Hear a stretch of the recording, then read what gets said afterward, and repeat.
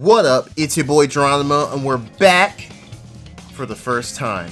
Welcome back to the channel, guys. It's been a minute, taking some time off, had a couple things going on, but we are back in it and ready to get back to the content. So today, I've been wanting to make a video on how Mario Kart World will handle its releasing of downloadable content, because despite the game having quite a fair bit in the game with its free roam and the map structure, let's be honest, Mario Kart prints money for Nintendo. We're gonna get some DLC in some fashion. But the thing that's been on my mind about it really is, this isn't just like all the other Mario Karts, where everything is just tracks, and battle arenas, and characters, and Grand Prix, and time trials. We have a full map, where every track and course in an area has been carefully curated and detailed to exist in this fictitious Mario Kart world, aptly named. So I wanted to kind of go over some thoughts and what I'm kind of predicting how they will handle the rollout for downloadable content for the game. So first off, we kind of have to talk about Mario Kart's world. For those that haven't played the game or have only seen, videos on social media just from their homies showing you on their phone, the game still comprises of about 32 tracks, some new, some old, and even a lot of the old ones have these spins on them that give them a complete facelift, have brand new routes and areas to make it feel more alive and organic within this world they've made. And also, just brand new tracks. Of course, we got a new Bowser's Castle. We have a new version of the first circuit, which is the Mario Bros. Circuit. More so, not even a Mario or a Luigi track, but just kind of like a Midwest, arid, kind of rocky type environment with some things that remind you of the arcade game Mario Bros. But we also have 8 battle arenas. They've kind of gone the Mario Kart 8 route, not Mario Kart 8 Deluxe, but Mario Kart 8, where you have the tracks from the game, but you just kind of race around them. Though I believe they're handled a bit better here, because they've made a more conscious effort to add more boundaries, so you do feel like you're in a section of each track. And there are a couple that are more traditional, like of course the Big Donut from Mario Kart 64, and the other one that has like a chain chomp in the middle.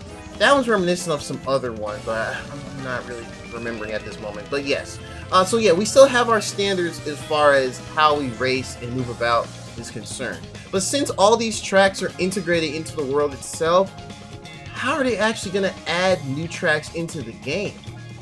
It made me kind of go back and look at like Forza Horizon, since I like to draw parallels to how when you're in the free roam, you can kind of interact with the P switches and all sorts of question mark panels to get different unlockables or do mini challenges to kind of keep you busy as you're racing around the world on your own leisure. So I think they may even add like new land masses, like maybe islands. I don't know if you'll be able to drive to them and they, once you download the content, you can just see them in the distance and you just drive across the water to them as it is. It could be that you may have a cutscene and you load into the area and it is its own type of continent. I expect it to be smaller than Mario Kart's world itself, but that way they can have those tracks exist there.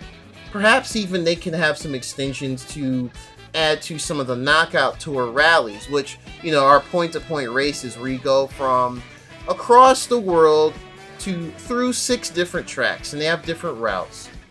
So that makes me wonder if that's how they'll go about it this time, which could indicate that even if we don't get an announcement for any DLC by the end of the year, it could be a year-to-year thing, because it could take time to release content in that type of fashion.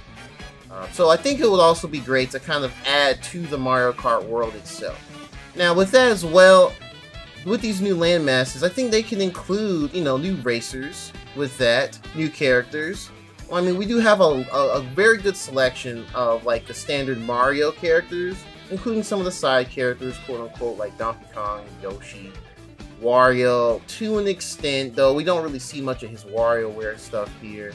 But I mean, it looks like they're taking some influence from some of the handheld Mario games, like Shy Guy Bazaar and some of the desert areas around there. It's pretty much built to look like Sarasa Land from Super Mario Land, which is how, that is where Daisy was introduced in before she started picking up a tennis racket and a golf club in the sports games. But yeah, I think that's how they'll kind of go about it. What they could also do is, we already have some tracks like this, like the question mark block ruins that floats above, and it has like a waterfall that leads down to the swampy forest area of the world. They could have some tracks that kind of exist within the air itself. Like if they want to bring back Sunshine Airport from Mario Kart 8, they could, have that built in as an airport.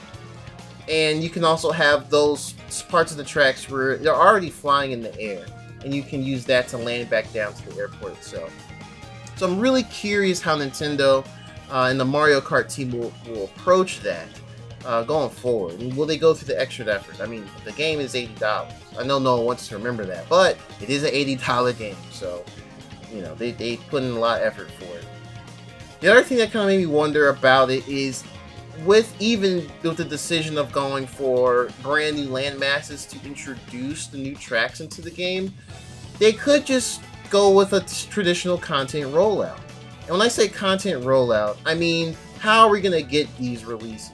Are they going to tie them to game releases? Like, there's been plenty that's speculated about, Donkey Kong Bonanza releasing, pretty much being the first brand new Donkey Kong single-player game in quite some time, and the first time he's been in 3D since Donkey Kong 64, back on Nintendo 64, and so it's been well over 2 decades. But with that game, we have, Donkey Kong's redesigned, which we get a taste of that in this game, in Mario Kart World.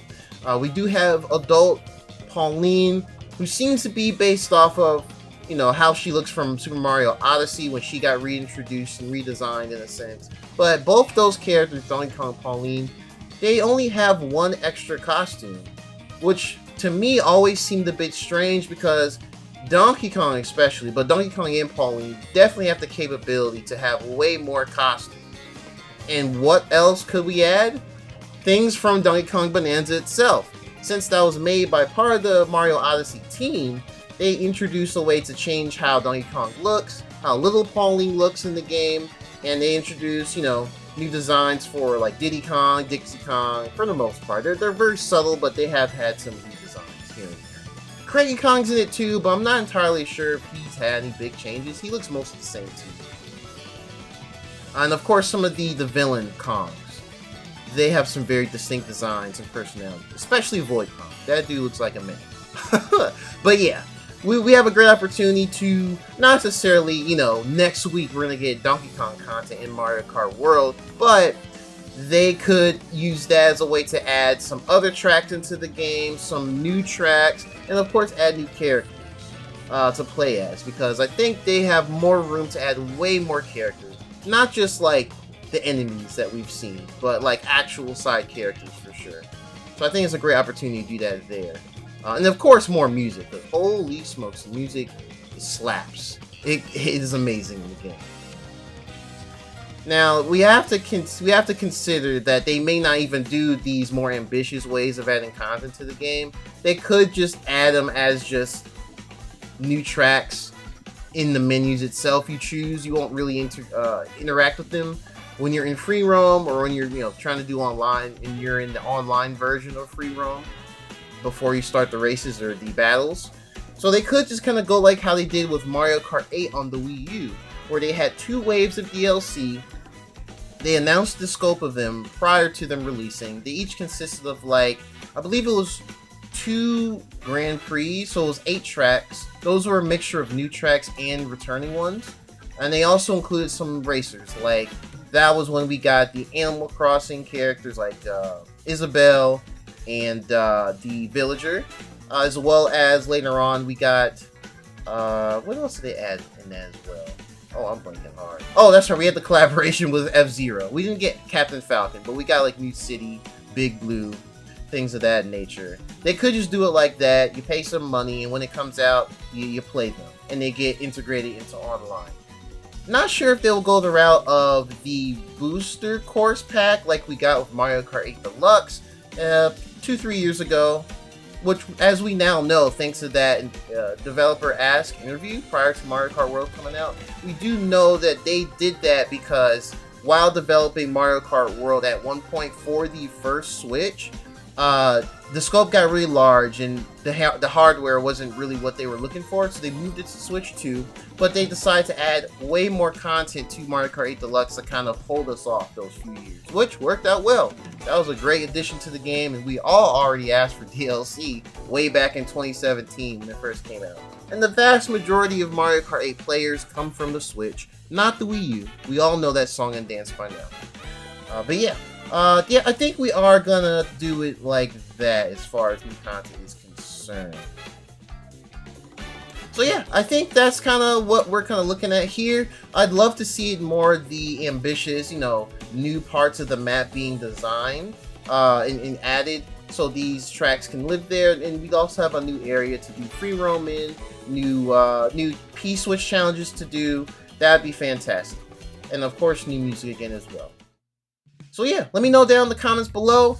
Are you guys looking, well, one, are you still playing Mario Kart World? I know we have a few more games that's come out recently that's taken us away from it, but Mario Kart World's still been a lot of fun. I do turn it on and play around from time to time. I hop online from time to time as well. But if you're still playing the game, what do you all want to see as DLC? Do you think there should be DLC at all? Are you happy with the content we have here right now? If you do think we're getting DLC, how frequent do you think it'll happen? Do you think it'll just be across the entire life of the Switch 2? Or will it just be like maybe a year or two and then that's that? Let me know in the comments below. We can chat about it for sure. But yeah, thank you all for watching the video. Really appreciate you hanging with your boy. I'm back with the content as I'm stating. We have a video out. This should go out before the next Nintendo Direct, if we're assuming it is the last week of July. And then, of course, we'll have another video about my July pickup, so look out for that at the very end of the month. But yes, thank you for watching. Like, comment, subscribe. Road to 1,000 subscribers continues. Peace out.